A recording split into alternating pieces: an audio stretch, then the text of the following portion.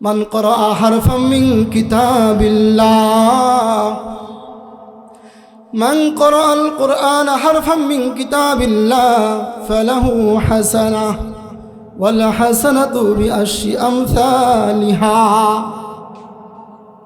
রাসূল বলেন, যে কুরআনের মাত্র একটি হরফ তিলাওয়াত করবে, যে মাত্র একটি হরফ তিলাওয়াত করবে, তার আমলনামার মধ্যে আল্লাহ তাআলা একটি নেকি দিয়ে দিবেন এবং এই একটি নেকির সওয়াব 10টি নেকির সমান। সুবহানাল্লাহ। রাসূল হাদিসের পরের অংশে বলেন, আমি এই কথা বলি না আলিফ লাম মিম একটি হরফ, না না, বরং আলিফ একটি হরফ, লাম একটি হরফ, মিম একটি হরফ। তার মানে কেউ যদি আলিফ লাম মিম পড়ে, তার আমলনামার মধ্যে কমপক্ষে 30টি নেকি জমা হয়ে যাবে। সুবহানাল্লাহ। ও ज़माना में मुअज़्ज़ज़ थे हामिले कुरान होकर, ओ ज़माना में मुअज़्ज़ज़ थे हामिले कुरान होकर, और तुम ज़लील ख़ार हुए তারিকে কুরআন হোকার। কবি ইকবাল কত সুন্দর ভাষায় বলেন, ওই জামানা কত না সম্মানিত জামানা ছিল, যেই জামানায় কোরআনকে আঁকড়ে ধরে রেখেছিল। ওই জামানায় ব্যক্তিরা কতই না সম্মানিত ছিল, কতই না মর্যাদাবান ছিল, যেই জামানার মধ্যে লোকেরা কোরআনকে আঁকড়ে ধরেছিল। আর তোমরা এই পৃথিবীর জমিনের মধ্যে লাঞ্ছিত হইতেছ, অপদস্থ হইতেছ। আজকে এই পৃথিবীর জমিনের মধ্যে তোমরা আজকে এরকম বেদিনদের দ্বারা আঘাতপ্রাপ্ত হইতেছ। এর কারণে একটাই আর কোনো কারণ না, কারণ তোমরা কোরআনকে পরিত্যাগ করেছ। আজকে কোরআনকে পরিত্যাগ করার কারণে আজকে দুনিয়ার মানুষ সব জায়গায় লাঞ্ছিত, সব জায়গায় অপদস্থ। আল্লাহ তাআলা কোরআনের মধ্যে বলেন, وقال الرسول يا ربي إن قوم اتخذوا هذا القرآن مهجورا। কাল কিয়ামতের ময়দানে আল্লাহ রাসূল আল্লাহর কাছে আমাদের বিরুদ্ধে অভিযোগ দিয়ে দিবেন, হে আমার রব, এই আমার কওম আমার এই কোরআনকে পরিত্যক্ত বস্তু হিসেবে গ্রহণ করেছে। নাউযুবিল্লাহ।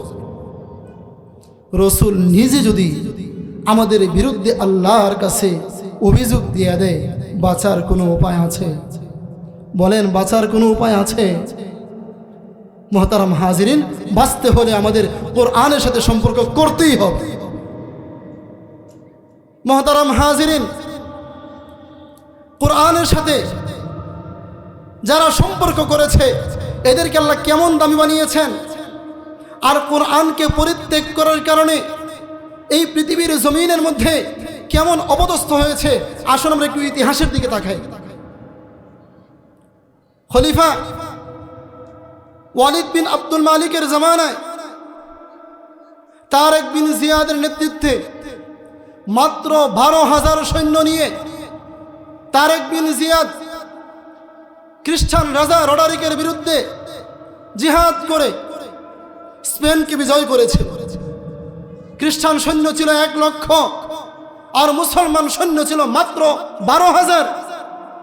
12,000 সৈন্য নিয়ে খ্রিস্টান রাজা রডারিকের 1 লক্ষ সৈন্যের বিরুদ্ধে জিহাদে অবতীর্ণ হয়ে জয়লাভ করেছিল। সুবহানাল্লাহ। কারণ কি ছিল? ওই সময়ের মুসলমানরা কোরআনকে আঁকড়ে ধরেছিল, কোরআনকে আঁকড়ে ধরেছিল। প্রায় 700 বছর পর্যন্ত মুসলমানরা স্পেন শাসন করেছে কোরআনের উপর অটল থাকার কারণে। 700 বছরের ভিতরে মুসলমানরা সেই স্পেনের রাজধানী কর্ডোবায় একটা মসজিদ নির্মাণ করেছিল। কত বড় মসজিদ! ওই মসজিদের খুঁটির সংখ্যা ছিল 1447টি। সুবহানাল্লাহ। একসাথে এক কাতারে একই সাথে জামাতে দাঁড়িয়ে প্রায় 1 লক্ষ মুসলমান নামাজ পড়তে পারত। সুবহানাল্লাহ। মুহতারাম হাজিরিন, মুসলমানরা তখন গর্বের সাথে ছিল। কিন্তু যখন প্রায় 800 বছর রাজত্ব করার পরে 800 বছর রাজত্ব করার পরে যখন মুসলমানরা কোরআন থেকে দূরে সরে গেল, মুসলমানরা যখন কোরআনকে পরিত্যাগ করলো, আল্লাহ পাকের আযাব তাদের উপর অবতীর্ণ হলো। ওই সময় খ্রিস্টান রাজা ফার্ডিন্যান্ড এবং রানী ইসাবেলা প্রায় 7 লক্ষ মুসলমানদের তৈরি সেই রাজধানী কর্ডোবায় যে মসজিদ ছিল, ওই মসজিদের ভিতরে একত্র করে 700 লক্ষ মুসলমানদেরকে একত্র করে মসজিদের ভিতরে ঢুকাইয়া পুরাইয়া দিয়া মুসলমান মুক্ত করে দিয়েছে। নাউজুবিল্লাহ। কেন হয়েছে? কেন হয়েছে বলেন না? কেন হয়েছে? কুরআনকে পরিত্যাগ করার কারণে, কুরআন থেকে দূরে সরে যাওয়ার কারণে। আল্লাহ বলেন আর রহমান, দয়াময় আল্লাহ, আল্লামাল কুরআন, যিনি কুরআন শিক্ষা দিয়েছেন, খলাকাল ইনসান, যিনি মানুষ সৃষ্টি করেছেন। আচ্ছা আপনারা বলেন তো, আল্লাহ তাআলা এই দুনিয়াতে আগে মানুষ পাঠিয়েছেন নাকি আগে কোরআন পাঠিয়েছেন?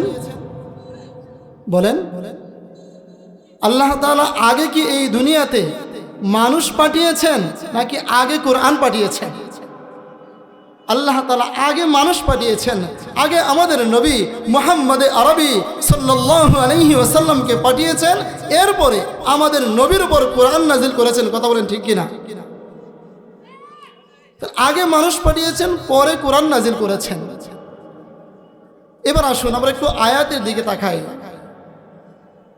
প্রথমে আল্লাহ তাআলা বলেন দয়াময় আল্লাহ আর রহমান, দয়াময় আল্লাহ, আল্লামাল কোরআন, কোরআন শিক্ষা দিয়েছেন, খলাকাল ইনসান, মানুষ সৃষ্টি করেছেন। এবার একটু আয়াতের ধারাবাহিকতার দিকে তাকান। আল্লাহ বলেছেন আমি আগে কোরআন শিক্ষা দিয়েছি, এরপর মানুষ সৃষ্টি করেছি। কি বলেন? উল্টা হয়ে গেল না? কি বলেন? উল্টা হয়ে গেল তো। বাহ্যিক হালতে উল্টা মনে হচ্ছে, কিন্তু আসলে উল্টা না। মুফাসসিরিনে কেরাম তাফসীরের কিতাবের মধ্যে দুইটা ব্যাখ্যা উল্লেখ করেছেন যে আল্লাহ তাআলা তো দুনিয়াতে আগে মানুষ পাঠিয়েছেন, এরপর কোরআন নাজিল করেছেন, কিন্তু আয়াতের মধ্যে বলেছেন আগে কোরআন শিক্ষা দিয়েছেন, পরে মানুষ সৃষ্টি করেছেন। এর অর্থ হইল দুনিয়ার এই মানুষটা দয়াময় আল্লাহর সাথে যদি সম্পর্ক করতে চায়, তাহলে এই কোরআন ছাড়া দ্বিতীয় বিকল্প কোনো রাস্তা নাই। এই জন্য আল্লাহ বলেছেন আগে কোরআন শিক্ষা দিয়েছেন, এরপর মানুষ সৃষ্টি করেছেন। কথা বলেন ঠিক কিনা?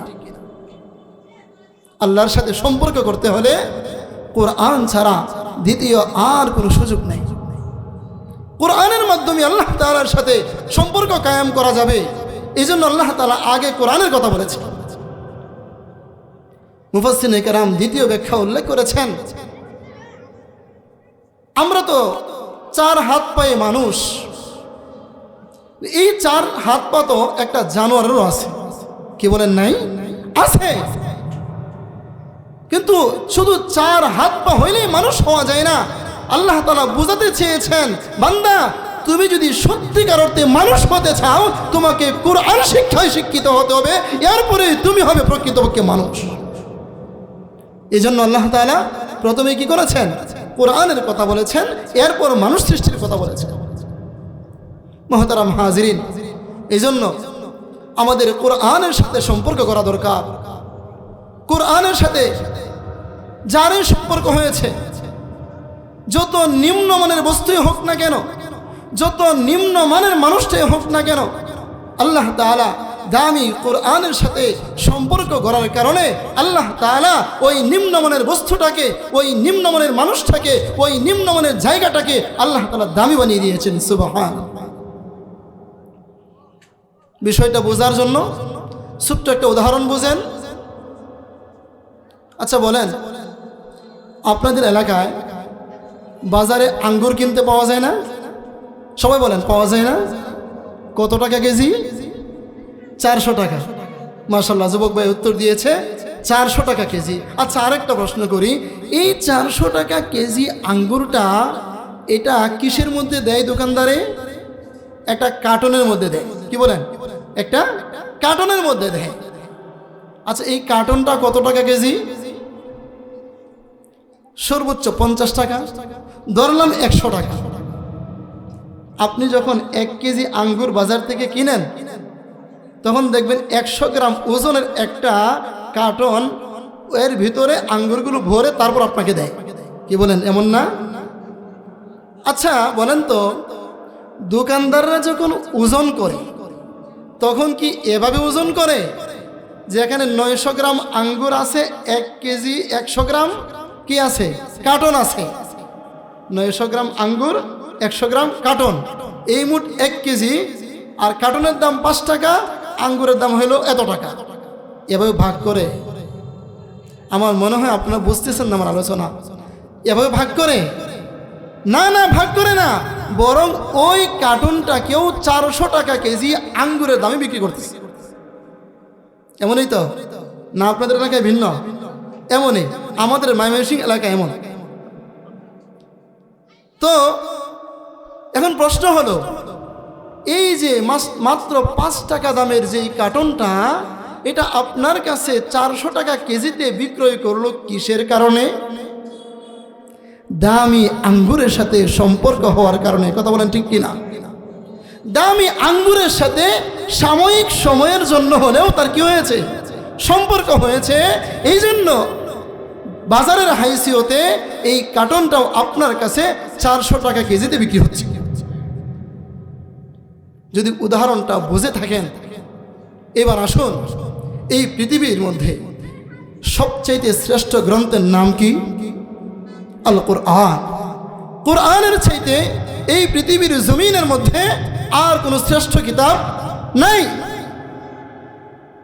মুহতারাম হাজিরিন, এই শ্রেষ্ঠ কিতাবের সাথে যারই সম্পর্ক হয়েছে হোক না ক্ষণিকের জন্য, আল্লাহ তাআলা এই দামি কোরআনের সাথে সম্পর্ক হওয়ার কারণে যত নিম্নমানের বস্তু হোক না কেন, যত নিম্নমানের জায়গা হোক না কেন, যত নিম্নমানের বস্তু হোক না কেন, আল্লাহ তাআলা দামি কোরআনের সাথে সম্পর্ক হওয়ার কারণে এর দাম বাড়িয়ে দিয়েছেন। সুবহানাল্লাহ। উদাহরণ দিলে বুঝবেন। এই কোরআনুল কারীম আল্লাহ তাআলা নাজিল করেছেন জিবরাইল আলাইহিস সালাতু ওয়াস সালামের মাধ্যমে। এই কোরআনের সাথে সম্পর্ক হয়েছে জিবরাইলের। আল্লাহ তাআলা দামি কোরআনের সাথে জিবরাইলের সম্পর্ক হওয়ার কারণে সমস্ত ফেরেশতাদের সরদার বানিয়ে দিয়েছেন। সুবহানাল্লাহ। এই কোরআন নাজিল করেছেন মুহাম্মদ আরবি সাল্লাল্লাহু আলাইহি ওয়াসাল্লামের উপরে। আল্লাহ তাআলা আমাদের নবীকে এই কোরআনের সাথে সম্পর্ক হওয়ার কারণে সমস্ত নবীদের নবী বানিয়ে দিয়েছেন। সুবহানাল্লাহ। এই কোরআনকে আল্লাহ তাআলা নাজিল করেছেন কদরের রাত্রিতে। আল্লাহ তাআলা এই কোরআনকে কদরের রাত্রিতে নাজিল করার কারণে এই রাত্রির সাথে কোরআনের সম্পর্ক হয়েছে। আর কোরআনের সম্পর্ক হওয়ার কারণে আল্লাহ তাআলা ওই রাত্রির দাম বাড়িয়ে দিয়েছেন। এক রাত্র ইবাদত করলে 1000 মাসের চাইতেও বেশি সময় ইবাদতের সওয়াব দিয়ে দেন। সুবহানাল্লাহ। কেন হয়েছে বলেন? কেন হয়েছে? কোরআনের সাথে সম্পর্ক হওয়ার কারণে। এই কোরআনকে আল্লাহ তাআলা নাজিল করেছেন মক্কার মধ্যে, এই কোরআনকে নাজিল করেছেন মদিনার মধ্যে। তো সাময়িক সময়ের জন্য হলেও এই কোরআনের সম্পর্ক হয়েছে মক্কার সাথে, এই কোরআনের সম্পর্ক হয়েছে মদিনার সাথে। এই জন্য মুহতারাম হাজিরিন, মক্কার সাথে মদিনা শব্দের সাথে আরেকটা শব্দকে যোগ করে বলা হয় মক্কাতুল মুকাররমা, মদিনাতুল মুনাওয়ারা। কথা বলেন ঠিক কিনা? এই দুইটা শব্দ মুকাররমা মানে হলো সম্মানিত, আর মুনাওয়ারা শব্দের অর্থ হলো নূরে আলোকিত। এই দুইটা সিফাত, এই দুইটা শব্দ, এই দুইটা জায়গার সাথে সম্পৃক্ত হওয়ার পিছনে কারণটা কি? কারণ এই দুইটা জায়গার সাথে সম্পর্ক হয়েছে কার? বলেন না কার? কোরআনের সম্পর্ক হওয়ার কারণে জায়গার দামও আল্লাহ তাআলা বাড়িয়ে দিয়েছেন। সুবহানাল্লাহ। দুনিয়ার কত কাপড় আছে রাস্তাঘাটে পড়ে থাকে, আমরা তাকিয়েও দেখি না। আচ্ছা বলেন, কোরআন শরীফ কি যেই কাপড় দিয়ে পেঁচানো হয়, আপনাদের এলাকায় কি বলে? গিলাফ নাকি না জুজদান? অনেক জায়গায় গিলাফ বলে, অনেক জায়গায় জুজদান বলে। আচ্ছা বলেন তো, আপনার সামনে যদি একটা গিলাফ পরে থাকে, একটা জুজদান পরে থাকে রাস্তার পাশে, আপনার চোখে পড়েছে, আপনি মুসলমান হিসেবে আপনি কি পারবেন এটাকে পায়ের নিচে পিষে ফেলতে? কি করবেন? আপনি এটাকে হেফাজত করতে না পারলেও অন্তত পক্ষে হাতে নিয়ে ময়লাগুলো পরিষ্কার করে একটা উঁচু জায়গায় রেখে দেবেন, যেন এর অসম্মানী না হয়। এর কারণটা কি বলেন? কারণটা কি? কোরআনের সাথে সম্পর্ক হয়েছে। মুহতারাম হাজিরিন, আরেকটু স্পষ্ট করি। মনে করেন আমাদের চলার পথে কত কাগজ পড়ে থাকে, কত পেপার পড়ে থাকি, আমরা পায়ের নিচে পিষে ফেলি। কিন্তু বলেন তো সতর্ক মুসলমান, আপনার সামনে যদি একটা আয়াতের অংশ সামনে পড়লো, একটা কাগজের মধ্যে লেখা, রাস্তার পাশে পড়ে আছে, আপনি কি পারবেন আপনার পা দিয়ে সেটাকে পিষে ফেলতে? কেন পারবেন না? কারণ এই কাগজের এখন সাধারণ কোনো কাগজ না, এই কাগজের সাথে এখন কোরআনের সম্পর্ক হয়ে গেছে, এই জন্য দামি হয়ে গেছে। সুবহানাল্লাহ। মুহতারাম হাজিরিন, আমি আপনাদেরকে বোঝাতে চেয়েছি যে এই কোরআনের সাথে যখন ব্যক্তির সম্পর্ক হয়েছে, আল্লাহ ব্যক্তিকে দামি বানিয়ে দিয়েছেন। এই কোরআনের সাথে যখন জায়গার সম্পর্ক হয়েছে, জায়গার দাম বাড়িয়ে দিয়েছেন।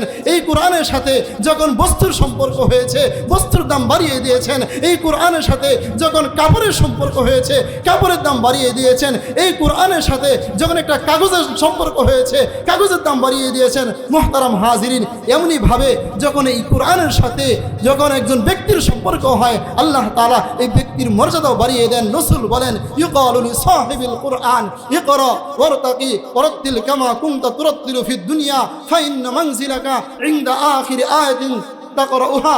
রাসূল বলে, কাল কিয়ামতের ময়দানে এই কুরআনওয়ালাকে বলা হবে, যে কুরআনের সাথে যে ব্যক্তিটা সম্পর্ক করেছিল, এই ব্যক্তিকে বলা হবে, সেই হাফিজে কুরআনকে বলা হবে, ইকরা ওয়ারতাকি ওয়ারাত্তিল কামা কুনতা তুরাত্তিলু ফিদ দুনিয়া, যে তুমি পড়ো এবং ছড়ো এবং তারতিলের সাথে তেলাওয়াত করো, যেমন তুমি দুনিয়ার মধ্যে তারতিলের সাথে তেলাওয়াত করতে, তোমার স্থান তো হলো ওই জায়গায় যেই জায়গায় তুমি কুরআন তেলাওয়াত শেষ করবে। সুবহানাল্লাহ। মুহতারাম হাজিরিন, এই জন্য আমাদের সম্পর্ক করা দরকার কোরআনের সাথে। কি বলেন? আমাদের সম্পর্ক কোরআনের সাথে হওয়া দরকার, আমাদের সম্পর্ক হওয়া দরকার কোরআনওয়ালাদের সাথে। এই যে আপনাদের এলাকায় মাদ্রাসা প্রতিষ্ঠিত হয়েছে, আমি মনে করি এটা আপনাদের জন্য বড় নিয়ামত। এই জন্য সম্পর্ক রাখবেন তো ইনশাআল্লাহ? কি বলেন? রাখবেন। এর দ্বারা লস হবে না, ইনশাআল্লাহ অবশ্যই লাভ হবে। কাল কিয়ামতের ময়দানে দেখবেন আপনার আমল নামার মধ্যে এত পাহাড় পরিমাণ নেকি জমা হয়ে গেছে, আপনি ভাবতেও পারবেন না এত নেকি, এত নেকি আমি তো দুনিয়ায় থাকতে করি নাই। কিন্তু মুহতারাম হাজিরিন, আল্লাহ তাআলা তখন আপনাকে সুসংবাদ দিবে যে এই নবুয়ারসর গ্রামের মধ্যে একটা মাদ্রাসা হয়েছিল, এই মাদ্রাসায় ছাত্রদেরকে মহব্বত করতে, কোরআনকে মহব্বত করতে, এই কারণে আল্লাহ তাআলা তোমার আমল নামার মধ্যে নেকির পাহাড় দিয়ে দিয়েছেন। সুবহানাল্লাহ। মুহতারাম হাজিরিন, এই জন্য আমাদের সম্পর্ক হওয়া দরকার কোরআনের সাথে। কোরআনের সাথে যাদের সম্পর্ক হয়েছে, আল্লাহ তাআলা পৃথিবীর জমিনের মধ্যে এদেরকে চমকায়া দিয়েছেন। কবি ইকবাল খুব সুন্দর ভাষায় বলেন, ও জমানা মে মুআজ্জাজ তে হামিলে কুরআন হোকর, ও জমানা মে মুআজ্জাজ थे हामिले कुरान होकर, और तुम जलील खार हुए তারিকে কুরআন হোকার। কবি ইকবাল কত সুন্দর ভাষায় বলেন, ওই জামানা কত না সম্মানিত জামানা ছিল, যেই জামানায় কোরআনকে আঁকড়ে ধরে রেখেছিল, ওই জামানায় ব্যক্তিরা কতই না সম্মানিত ছিল, কতই না মর্যাদাবান ছিল, যেই জামানার মধ্যে লোকেরা কোরআনকে আঁকড়ে ধরেছিল। আর তোমরা এই পৃথিবীর জমিনের মধ্যে লাঞ্ছিত হইতেছ, অপদস্থ হইতেছ। আজকে এই পৃথিবীর জমিনের মধ্যে তোমরা আজকে এরকম বেদিনদের দ্বারা আঘাতপ্রাপ্ত হইতেছ। এর কারণে একটাই আর কোনো কারণ না, কারণ তোমরা কোরআনকে পরিত্যাগ করেছ। আজকে কোরআনকে পরিত্যাগ করার কারণে আজকে দুনিয়ার মানুষ সব জায়গায় লাঞ্ছিত, সব জায়গায় অপদস্থ। একমাত্র কারণ কোরআনকে পরিত্যাগ করার কারণে। হয়তো রাগ করবেন আপনারা, রাগ করলেও এটাই বাস্তব। আচ্ছা বলেন তো, এখানে যারা আছেন অধিকাংশই মুরব্বী বাবারা আছেন, আপনারা বলেন আপনাদের ঘরগুলোর মধ্যে যখন আপনারা যুবক ছিলেন তখন দেখছেন ঘরের মধ্যে যেই পরিমাণ কোরআন তেলাওয়াত হতো, আমাদের মায়েরা, আমাদের দাদিরা যেই পরিমাণ কোরআন তেলাওয়াত করতো, আপনারা বলেন তো, আল্লাহকে সাক্ষী রেখে বলেন, এখন কি বর্তমান জামানায় আপনাদের সেই ঘরগুলোতে ওই রকম তেলাওয়াত হয়? বলেন হয়? হয় না। তাহলে আমরা কি করেছি? কোরআনকে ছেড়ে দিয়েছি, কোরআনকে একটা পুরাতন কাপড়ের মধ্যে পেঁচাইয়া উপরে রেখে দিয়েছি। কোরআনের সাথে আমাদের সম্পর্ক নাই। তো আমরা লাঞ্ছিত হব না? হবে কি? কাল কিয়ামতের ময়দানে রাসূল আমাদের বিরুদ্ধে আল্লাহর কাছে নালিশ করে দিবেন, আল্লাহ তাআলা কোরআনের মধ্যে বলেন, ওয়াকাল আর রাসূলু ইয়া রাব্বি ইন্না কওমি ইত্তাখাযু হাযাল কুরআনা মাহজুরা। কাল কিয়ামতের ময়দানে আল্লাহ রাসূল আল্লাহর কাছে আমাদের বিরুদ্ধে অভিযোগ দিয়ে দিবেন, হে আমার রব, এই আমার কওম আমার এই কুরআনকে পরিত্যক্ত বস্তু হিসেবে গ্রহণ করেছে। নাউযুবিল্লাহ। রাসূল নিজে যদি আমাদের বিরুদ্ধে আল্লাহর কাছে অভিযোগ দিয়ে দেয়, বাঁচার কোনো উপায় আছে? বলেন, বাঁচার কোনো উপায় আছে? মুহতারাম হাজিরিন, বাঁচতে হলে আমাদের কোরআনের সাথে সম্পর্ক করতেই হবে। মুহতারাম হাজিরিন, কোরআনের সাথে যারা সম্পর্ক করেছে এদেরকে আল্লাহ কেমন দামি বানিয়েছেন, আর কোরআনকে পরিত্যাগ করার কারণে এই পৃথিবীর জমিনের মধ্যে কেমন অপদস্থ হয়েছে, আসুন আমরা একটু ইতিহাসের দিকে তাকাই।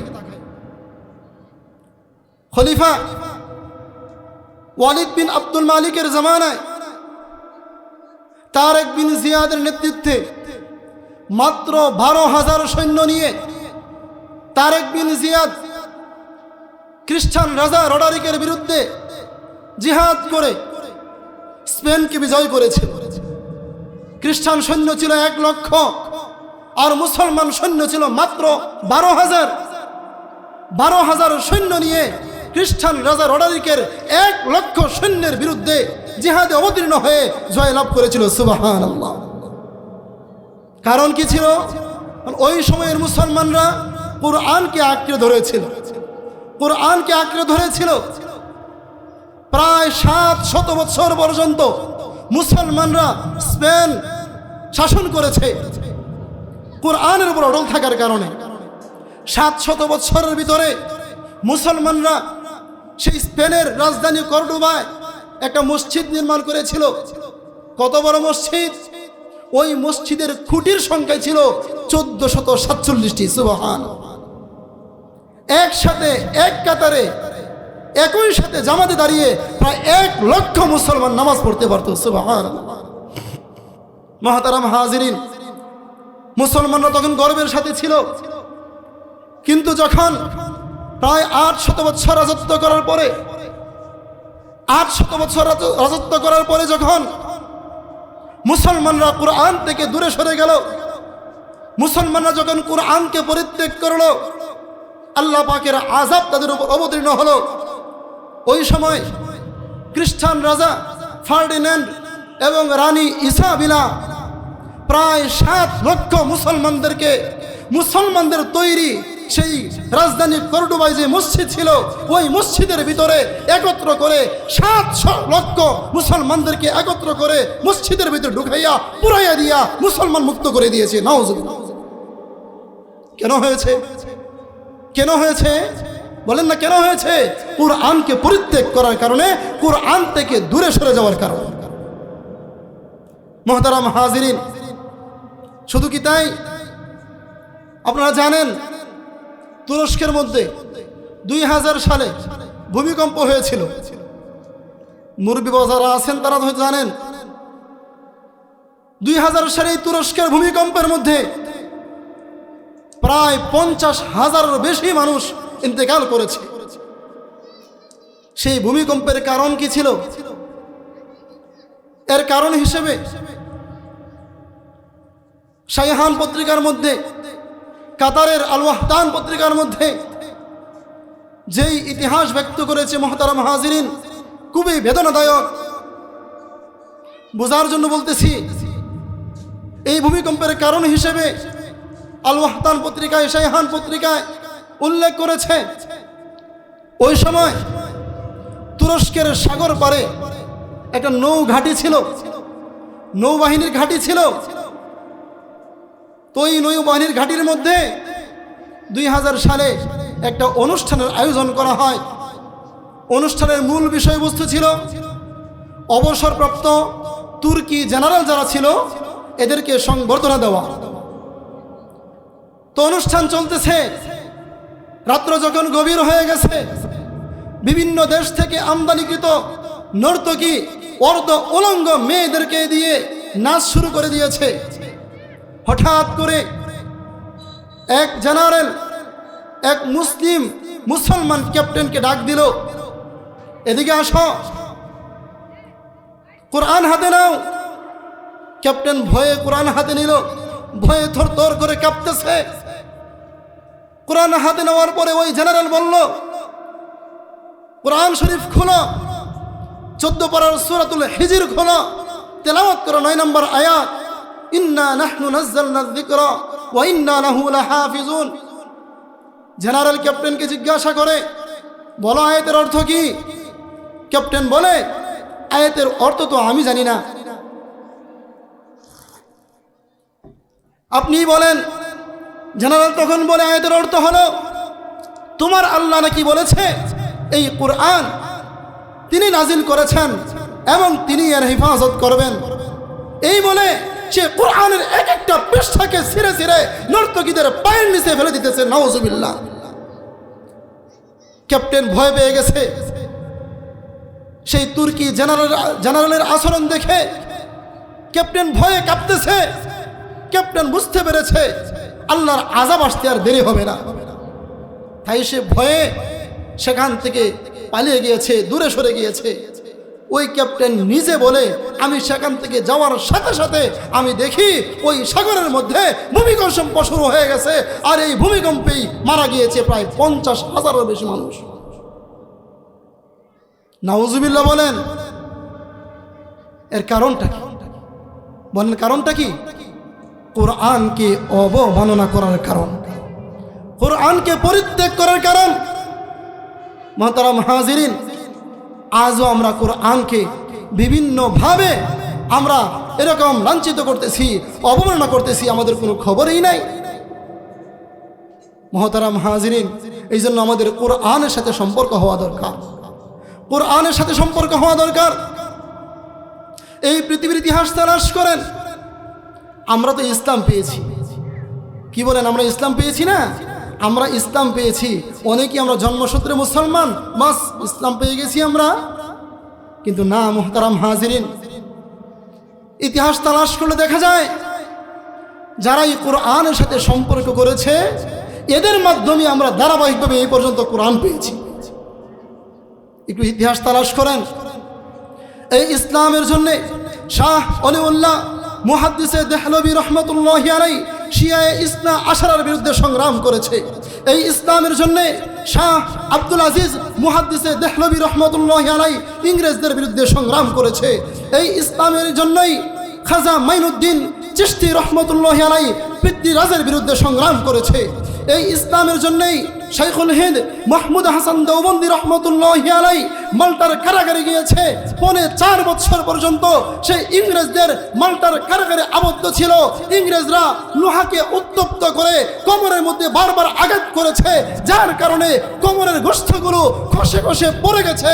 তারপরেও শাইখুল হিন্দ মাহমুদ হাসান দেওবন্দি রহমতুল্লাহি আলাইহি 1 মিনিটের জন্য বাতিলের সামনে আপোষ করে নাই।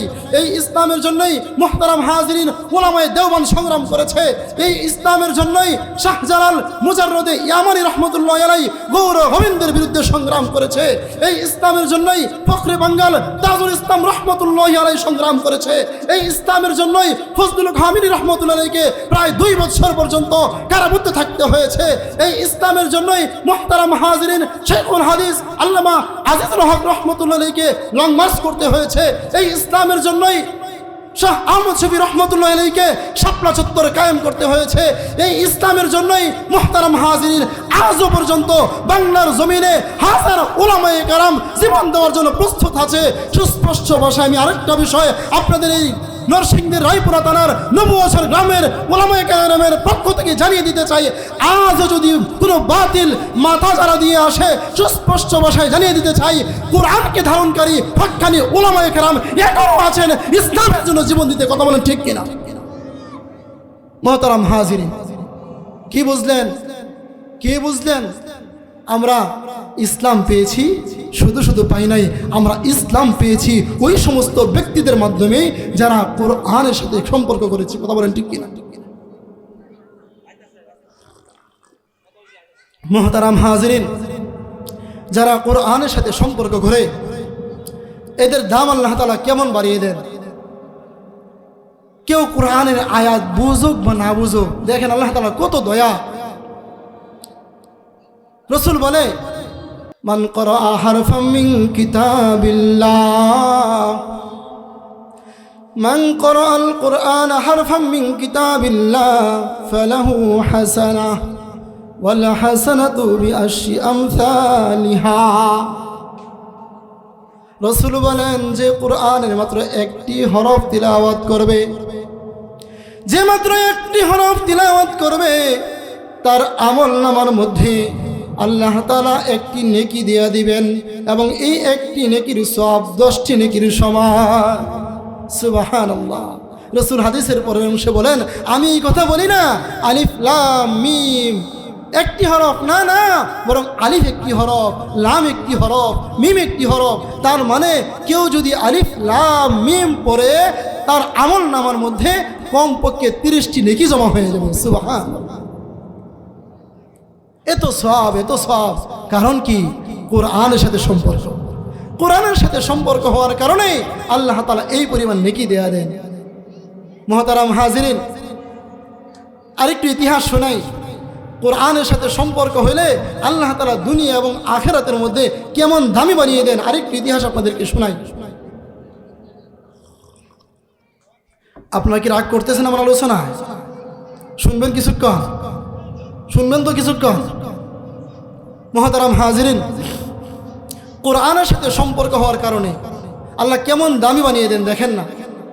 কোরআন সম্পর্কে আলোচনা এই জন্য করতেছি, যেহেতু মাদ্রাসা নতুন, কোরআনের মাদ্রাসা, আমরা যেন সবসময় এই মাদ্রাসার সাথে সম্পর্ক রাখি, কোরআনের সাথে সম্পর্ক রাখি।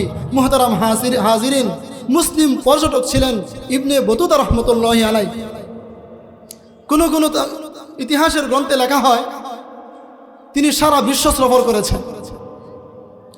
ইবনে বতুতা রহমতুল্লাহি আলাইহি সফর করতে করতে যখন মালদ্বীপের মধ্যে যান, ওই জায়গায় গিয়ে দেখেন সমস্ত মানুষগুলো মুসলমান ছাড়া ভিন্ন ধর্মের কোনো মানুষই নাই।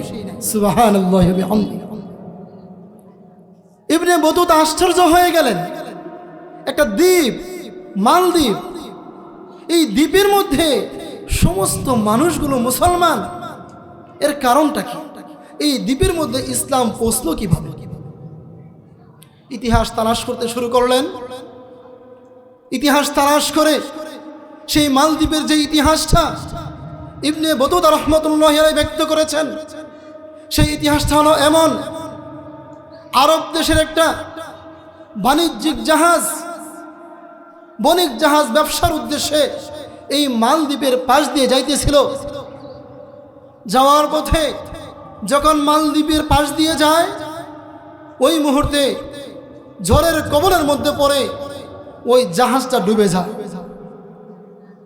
সমস্ত মানুষগুলো মারা যায়, কিন্তু একজন যুবক হাফেজে কোরআন, সে কোন রকম সাদ্রাইয়া ওই দ্বীপের মধ্যে এসে আশ্রয় নেয়। সুবহানাল্লাহ। মুহতারাম হাজিরিন, ওই ছেলেটা নাম ছিল আবুল বারাকাত। ওই হাফেজ আবুল বারাকাত কোন রকম সাঁতরাইয়া যখন মালদ্বীপের মধ্যে উঠে, কেউ তাকে আশ্রয় দেয় না, কারণ যুবক ছিল আরবি। আর ওই দেশের, ওই মালদ্বীপের লোকেরা তো আরবি বুঝতো না, কারণ যুবক যেই ভাষা বলতে পারে ওই মালদ্বীপের লোকেরা তো সেই ভাষা বুঝে না। মালদ্বীপের লোকেরা যেই ভাষা বুঝে, যুবক তো সেই ভাষা বলতে পারে না। কি বলেন? অবশেষে, খুব মনোযোগের সাথে শুনেন, অবশেষে এক বৃদ্ধা মহিলা এই যুবকটাকে আশ্রয় দিয়েছে। আশ্রয় দেওয়ার পরে কিছুদিন পর হঠাৎ করে এই বৃদ্ধা মহিলা কাঁদতেছে। বৃদ্ধা মহিলা কাঁদতেছে যে আজকে তো আমার মেয়েটা মারা যাবে, আজকে তো আমার মেয়েটা মারা যাবে। যুবক আশ্চর্য হয়ে জিজ্ঞাসা করলো, ওহে বৃদ্ধা মা, আপনার মেয়েটা আজকে মারা যাবে, এটা আপনি জানেন কিভাবে? মৃত্যুর সংবাদ তো দুনিয়ার কেউ জানে না। কি বলেন? দুনিয়ার কখন কে মারা যাবে কেউ বলতে পারবে? কখন কোন জায়গায় মারা যাবে কেউ বলতে পারবে? কেউ জানে না, স্বয়ং আমাদের রসুলও জানতেন না। 5টা বিষয় এমন আছে যেগুলো আল্লাহ তাআলা স্বয়ং আমাদের রসুলকেই জানতে দেন নাই। সূরা লুকমানের শেষ আয়াতের মধ্যে আল্লাহ উল্লেখ করেছেন, ইন্নাল্লাহা ইনদাহু ইলমুস সাআ, ইন্নাল্লাহা ইনদাহু ইলমুস সাআ ওয়া ইউনাজ্জিলুল গায়থ ওয়া ইয়ালামু মা ফিল আরহাম ওয়া মা তাদরি নাফসুম মাযা তাকসিবু গাদা وما تدري نفس بأي أرض تموت। 5টা বিষয় এমন আছে যে আল্লাহ ছাড়া কেউ জানে না।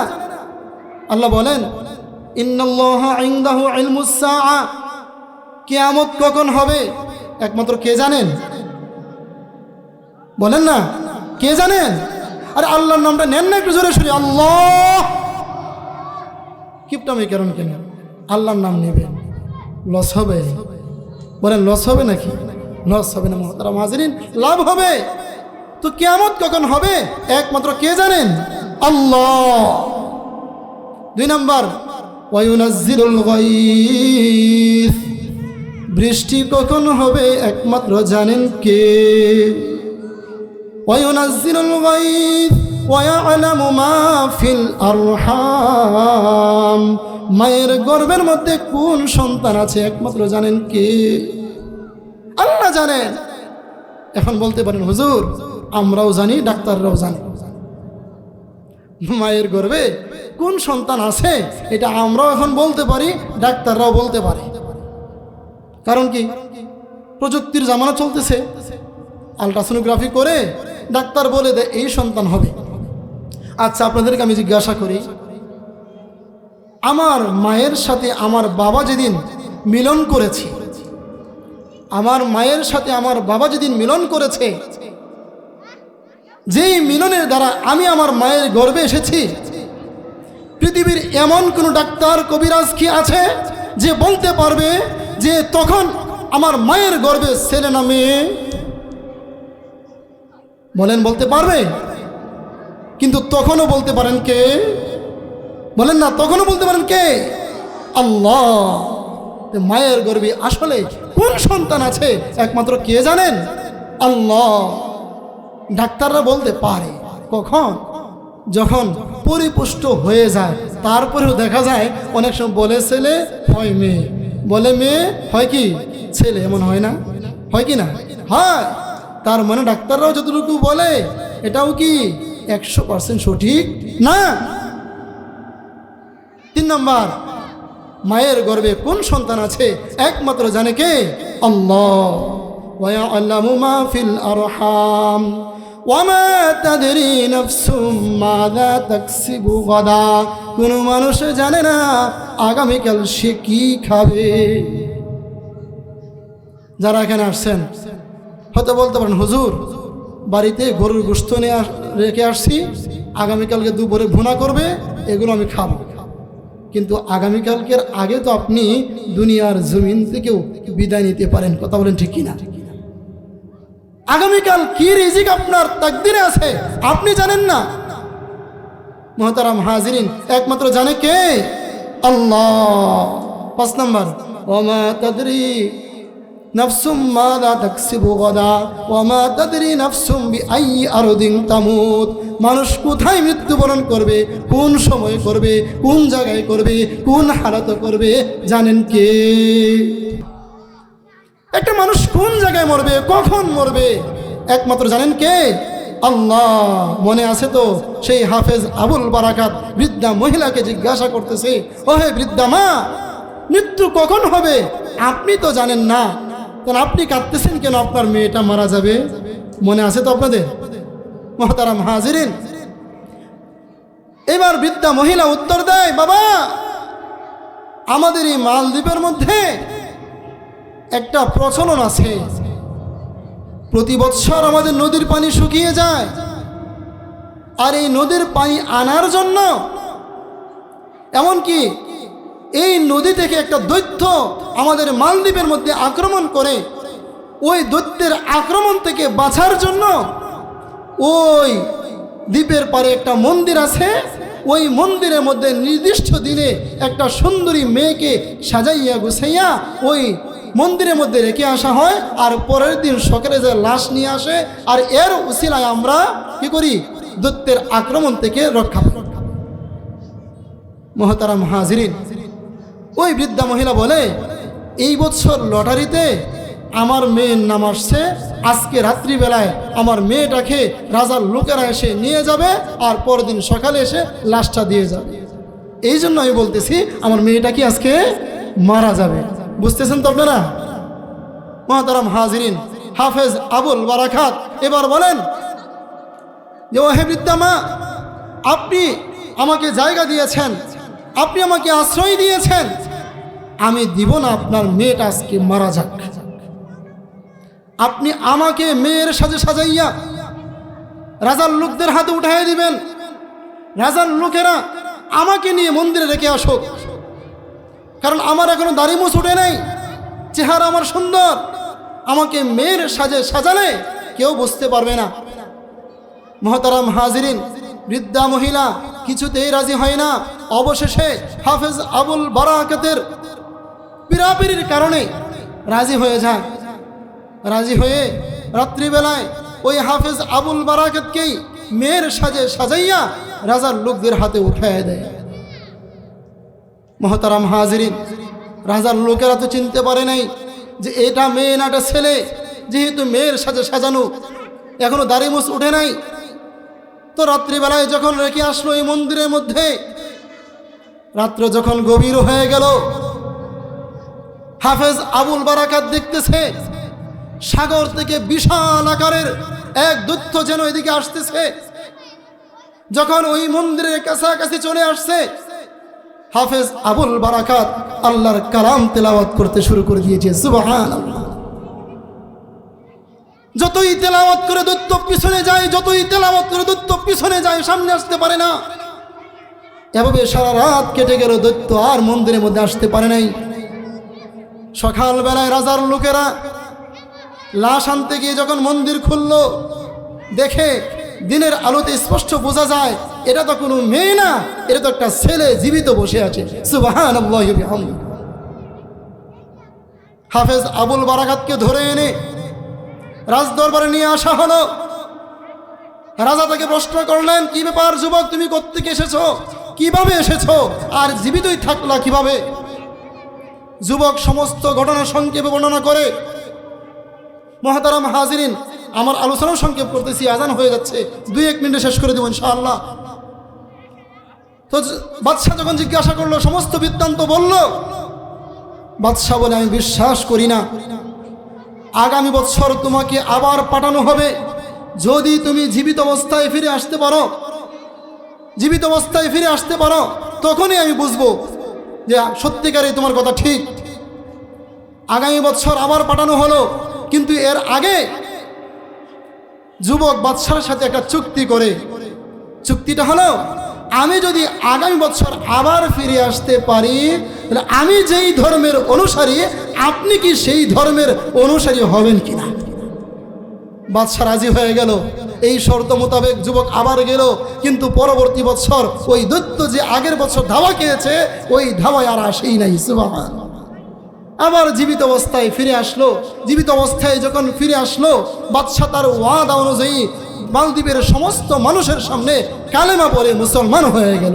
সুবহানাল্লাহ। শুধু তাই নয় মুহতারাম হাজিরিন, বাদশা যখন মুসলমান হয়ে গেল, আচ্ছা বলেন প্রজারা কি এখন বাকি থাকবে? বাদশার দেখা দেখি মালদ্বীপের সমস্ত মানুষ মুসলমান হয়ে গেল। মুহতারাম হাজিরিন, আপনাদেরকে লম্বা ঘটনা শুনাইয়া আনন্দ দেওয়া মাকসাদ না, আপনাদেরকে এখান থেকে একটা পয়েন্ট জিজ্ঞাসা করতে চাই। সেটা হলো, বলেন তো এই মালদ্বীপের সমস্ত মানুষগুলো মুসলমান হওয়ার পিছনে কারণ কি ছিল? কোরআন। হ্যাঁ, এটাই আপনাদেরকে বোঝাতে চেয়েছি, কোরআনের সাথে সম্পর্ক হয়েছে। আর এই কোরআনের সাথে সম্পর্ক হওয়ার কারণেই এই মালদ্বীপের সমস্ত মানুষগুলো মুসলমান হয়েছে। ইবনে বতুতা রাহমাতুল্লাহ আলাইহি এই ইতিহাসে ব্যক্ত করেছে। তাহলে বলেন, আমরাও যদি কোরআনের সাথে সম্পর্ক করতে পারি, কোরআনের মাদ্রাসার সাথে সম্পর্ক রাখতে পারি, হুজুরদের সাথে সম্পর্ক রাখতে পারি, তালেবে ইলম ভাইদের সাথে সম্পর্ক রাখতে পারি, আমাদের কি লস হয়ে যাবে? না না, লস হবে না, লাভ হবে। এই জন্য আসুন, আমার শেষ আহ্বান আপনাদের কাছে এটাই, কোরআন ওয়ালাদের বিরোধিতা করবেন না। মানুষ হিসেবে ভুল হতে পারে, কিন্তু বিরোধিতা করবেন না।